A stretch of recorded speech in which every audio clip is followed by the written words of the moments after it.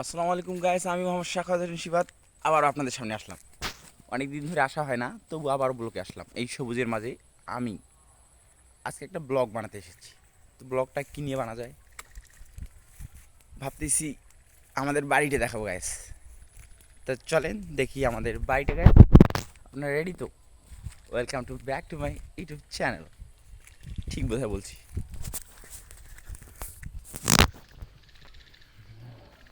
Guys. এটা হলো আমাদের বাড়ির পিছন দিক। এটা হচ্ছে বাথরুমের উপর ট্যাঙ্কি, এগুলো আমাদের জ্বালানা গাইস। তো যাচ্ছি। এগুলো হচ্ছে সুপারি গাছ, এখনো সুপারি হয়নি। এটা হচ্ছে লাল পেয়ারা গাছ, এটা জাম্বুরা গাছ। এখানে একটা গলি আছে গ্যাস।